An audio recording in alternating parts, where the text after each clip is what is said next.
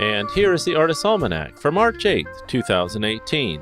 It's the birthday of double murderer, sadomasochist, and late Renaissance composer Carlo Gesualdo. Gesualdo was born on this day in 1566 into Italian nobility. Carlo Borromeo, later St. Charles Borromeo, was his uncle, and Gesualdo's mother was the niece of Pope Pius IV. Gesualdo had a single-minded devotion to music from a very early age, and showed little interest in anything else. In addition to the lute, he also played harpsichord and guitar. His music is among the most experimental and expressive of the Renaissance, and without question is the most wildly chromatic. Progressions such as those written by Gesualdo did not appear again in music until the 19th century, and then in a context of tonality. Characteristic of the Gesualdo style is a sectional format in which relatively slow-tempo passages of wild, occasionally shocking chromaticism alternate with quick-tempo diatonic passages. The text is closely wedded to the music, with individual words being given maximum attention. Some of the chromatic passages include all 12 notes of the chromatic scale within a single phrase, although scattered throughout different voices. Mostly, we think of classical musicians as stuffy servants of the court, especially practitioners of early music. However, Gesualdo falls firmly outside of this paradigm.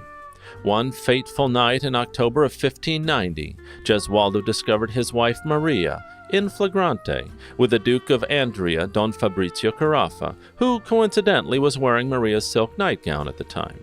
Gesualdo immediately set about slaughtering the pair, slashing their limbs with his sword, mutilating their genitals, and puncturing their skulls with the bullets of his gun. He then allegedly murdered the baby boy, who may or may not have been his or Don Fabrizio's child, by swinging him to death in his castle courtyard. Later in life, he suffered from depression.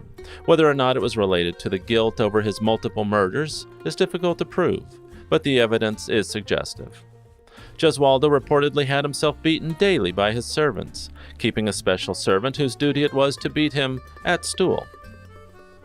The evidence that Gesualdo was tortured by guilt for the remainder of his life is considerable, and he may have given expression to it in his music.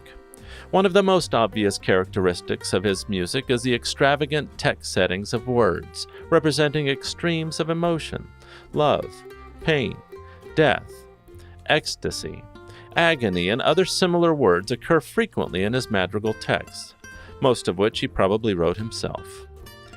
While this type of word painting is common among madrigalists of the 16th century, it reached an extreme development in Gesualdo's music.